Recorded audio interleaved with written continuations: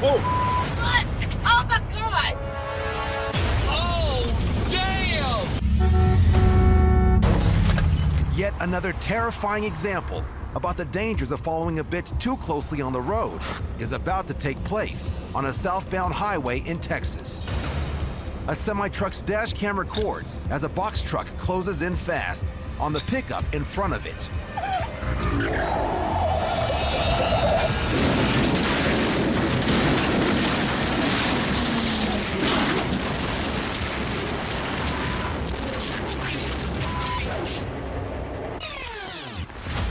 As the pickup seems to suddenly slow down, the box truck driver loses control, careening into the path of the semi-truck, sending the box truck driver's head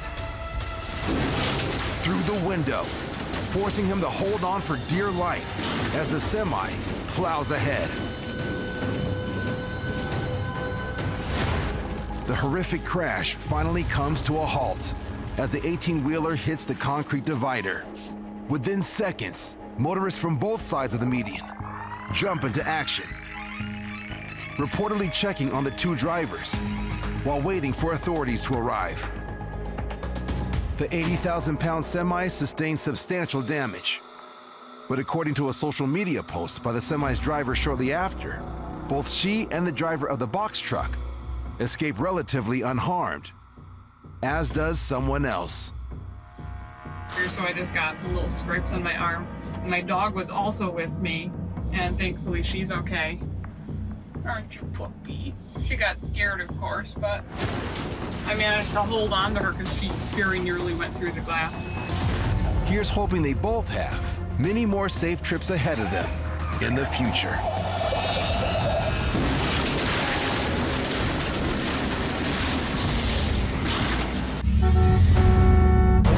In Florida, a father and his teenage son have come upon a stunning scene. Well, somebody's about to get hit by a train. Oh, you videoing this?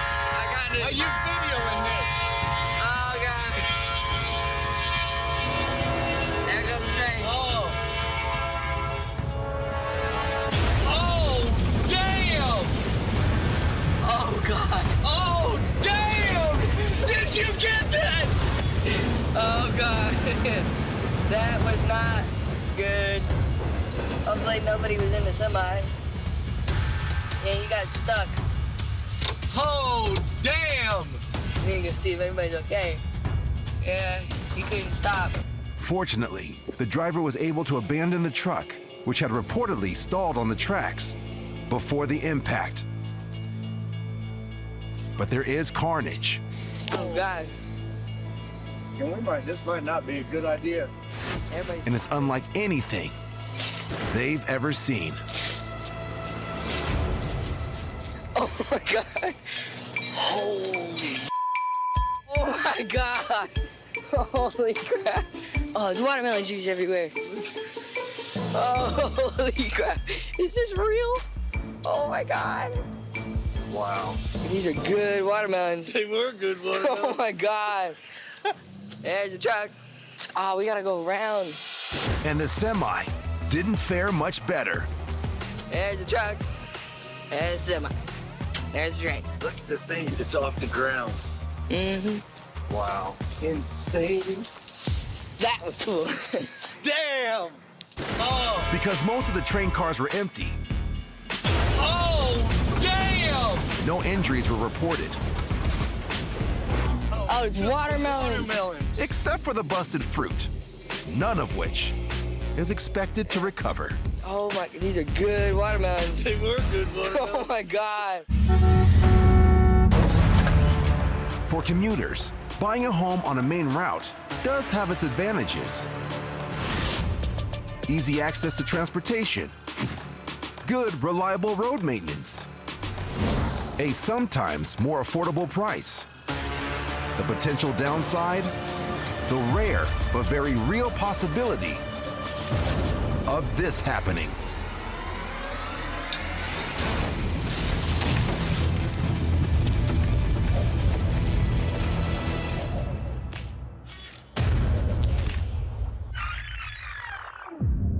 commercial truck veers into a ditch, flips nearly end over end through some utility wires, and comes to rest on the roof of a home.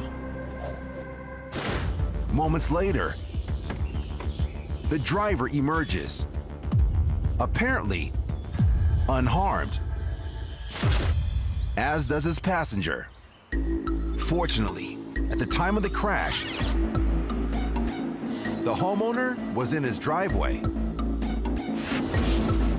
Utility crews eventually cut the power lines before Crane can safely extricate the truck from the house.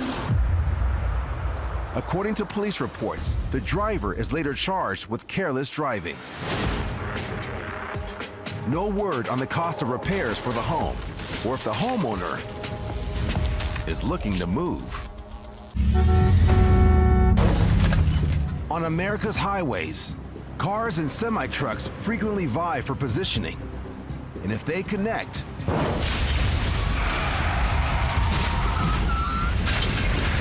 it can be terrifying. It's okay, it's okay.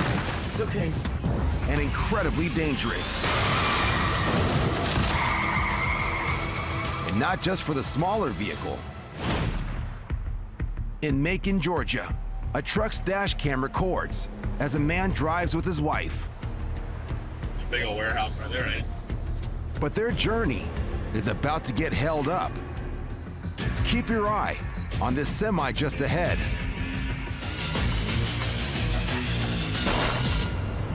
Oh! What? Oh my god! Oh my god! Oh my god! Oh my god! Oh, what happened? Stop, Jerry! I am. The semi-truck tries to switch into the right lane and collides with a passenger car, causing an overcorrection that sends the car careening off to the right and the semi flipping on its side. Oh my god! Oh my god! Oh my god! Get the phone. Call 911. The driver of the truck with the dash cam runs to the overturned 18-wheeler, where he and a few other Good Samaritans discover the semi-driver shaken, but amazingly okay.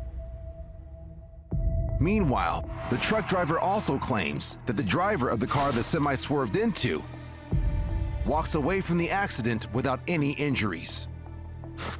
Though the truck is totaled, a much worse scenario is avoided. Okay, they helped him get out through the windshield, and he looks okay.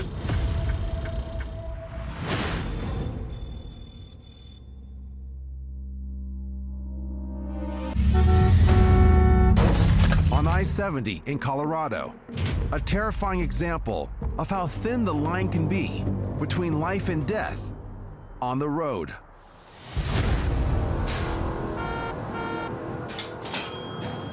Oh. Thanks, Anonymous. Thanks, man. Live streamer Joshua McCutcheon is en route from Los Angeles to Indiana, broadcasting his trip while responding to viewers Dude. and accepting donations. Thanks, Sean. That's the guy from my mom's church. Thanks, buddy. I've been live streaming almost every day of my life since February 20th, 2015. It's just part of my life. But an accident has stalled traffic, leaving Josh trying to fill the lull. What the fudge was I talking about? Dang, I can't remember now. What was I talking about? I flipped the camera on myself just to talk to the people that were watching at the time. And in doing so, Josh never sees it coming. Guys under bumper. Yes, I know. You're welcome, guys. We just cured inside. We almost died. And the semi-truck just came barreling by super fast on the emergency ramp, and it shook the whole van. Oh my God! And I was like, that guy's gonna kill someone. We almost died. Then there was just an explosion. Oh my God! Something's on fire. It blew up here, guys. I see just a big plume of smoke going up past the bridge. That's when I knew that things were not good. Okay, we're gonna have to go this way. Holy what the? How was that car flying so fast? As Joshua heads up the exit, he and his audience debate what he should do. Help them? What am I? I don't know. I'm not a first responder. I don't know CPR. I don't know what to do. Damn, that scared the out of me. How's that guy barreling so fast? Did he just blow up, or did he? Hold on. It had crashed into a bunch of cars that were stopped already. I just went into full reporter mode. We are live on the scene. There is a complete fire. Holy things are exploding. There is fire coming out from underneath. You see, we can see a car right here. Completely crushed. Completely just, oh gosh. I'm going over the overpass. I see explosions and fire coming up over the bridge. Oh my God. There's a huge pileup on I-70. Holy cow, I hope everyone is okay. More exploding behind me. Oh my God! According to news reports, the seemingly out-of-control semi has ignited a 28-vehicle pileup. I saw an office park, so I pulled over there so I could go and see if there's anything I could do or just documenting the event. Josh McCutcheon reporting live from I-70. There's a huge fire. There's multiple semi trucks, vehicles involved. This is really bad. This is the worst crash I've ever seen. There were over 12 cars burning and things exploding. It was like a war zone. As firefighters arrive at the scene and gradually begin to beat back the flames, You can see a car, outline of a car right there. What's left of a car. Joshua begins to consider how fortunate he is. Gosh, I'm so thankful that I was about a minute or two. Maybe if I wouldn't have got that Chipotle, if I would have just been a little bit farther up, one of those cars could have been me, guys.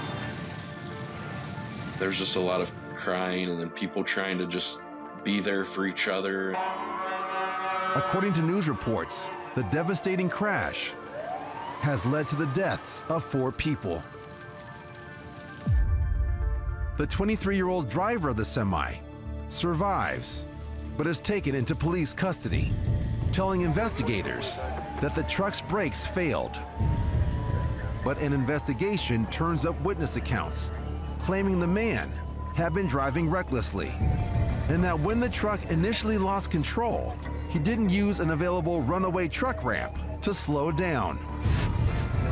According to court documents, the semi-driver is convicted of 27 charges, including 4 counts of vehicular homicide.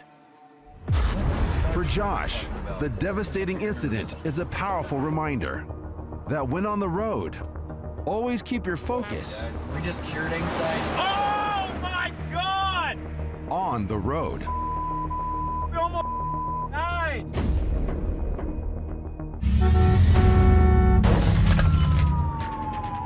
In Anaheim, California, several police cars are in pursuit of a stolen vehicle worth $800,000.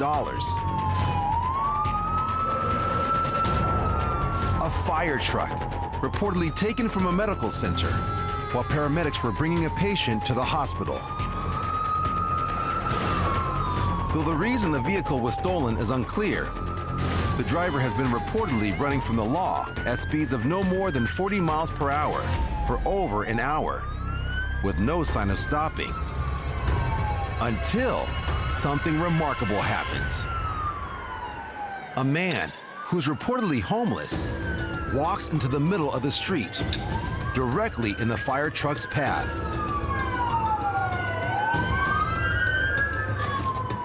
And refuses to let the driver go any further. Now, as both men stare directly at each other, the police face a new problem. Because this David and Goliath face-off could cost the man blocking the fire engine his life. and then, incredibly, appears to drive the fire truck backwards. Moments later, the driver and the man in the street, once again, come to a stop. Driver, this is the Garden Grove Police Department. Exit the vehicle with the hands up. Police continue to stay back as the man in the street appears to try to reason with the man in the fire truck.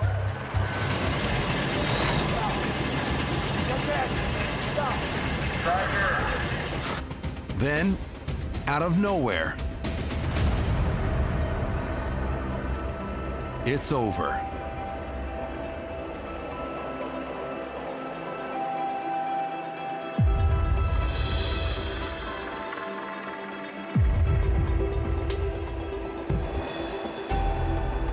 Disaster averted. Police immediately rush in to take over. The driver is charged with theft of an emergency vehicle, felony reckless evading, and hit and run. And thanks to Richard Lynn, the man who risked his life to bring the situation to an end, a potentially tragic outcome is avoided. I seen him go by northbound in Brookhurst and figured he was just like one of my kids, somebody that made a bad mistake. A great example of how in some situations, courage and compassion are the most effective tools one can have.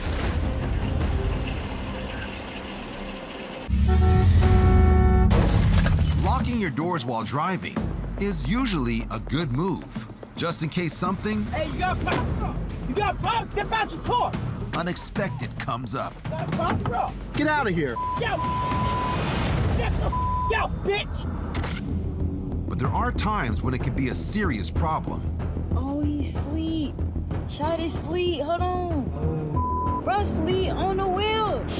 A man driving on a busy highway in Atlanta seems to be asleep at the wheel. You gotta pull over, bruh. Sleep. Pull over.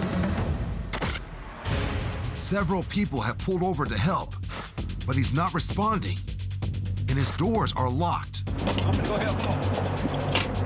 So they grab anything they can to break the windows. They breaking bro windows. Oh my God, y'all. Which it turns out is surprisingly hard to do. All the commotion does seem to snap the man too.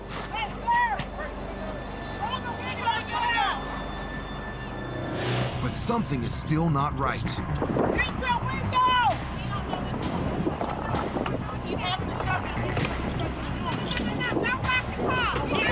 Wait. So they get back to work.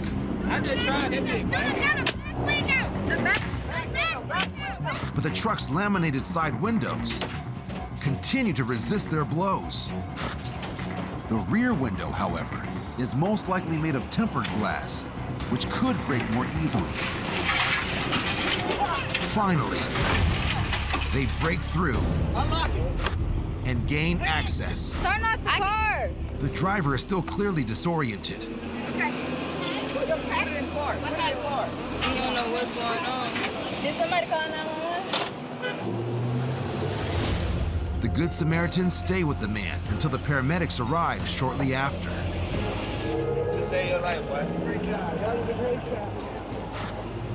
It turns out the man had suffered a seizure while driving. He's brought to the hospital, where his condition improves. Thanks in part to all those who stopped and didn't give up until they broke through. In Indiana, a driver's dash cam records his commute when a pickup truck's move in front of him seems to annoy him. But the pickup's driver appears to signal their lane change as they approach a construction zone ahead, seeming to attempt a zipper merge, where when faced with a lane closing during traffic congestion, cars merge zipper-like into a single lane at the closure point, which is, according to studies, the most efficient approach. and also formally recommended by the Indiana Department of Transportation. But the driver with the dash cam may be unaware of that fact. And since the pickup is a company vehicle with a phone number listed on it, a short distance ahead, the driver with the dash cam decides to voice his displeasure by calling. But what he doesn't know Hello? is that the man he's speaking with is the driver of the white pickup truck. Hi, one of your drivers, just ran me off the road. Yeah, that would actually be me that just did. I did not run you off the road. Did. There was cones in the way, Yes, and you knew that they were there, You knew they and were you there. pulled up beside me so I couldn't get over.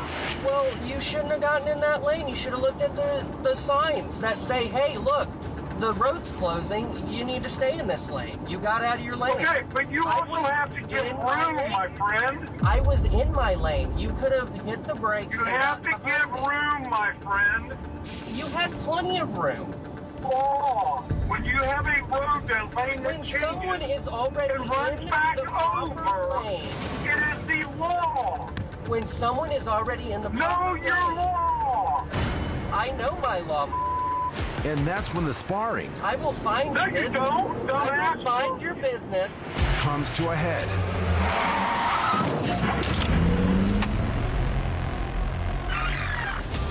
As the two men argue, the driver of the pickup applies the brakes. And the driver with the dash cam can't stop in time. That is recorded, my friend. So, what we're gonna do now is call 911, and they will deal with it. So, yeah. My lord, dude. You are ridiculous. Police arrive to take statements from both drivers. And according to the crash report, they review the dash cam footage and determine the driver of the truck attempted to brake check the driver with the dash cam. Which, in an ironic twist, happens to be an illegal action in Indiana. But regardless, hopefully a lesson learned for both drivers. Legality aside, courtesy on the road benefits everyone. And debating the finer points of that One of your drivers just ran me off the road. is best left Know your law. off the road. My lord, dude.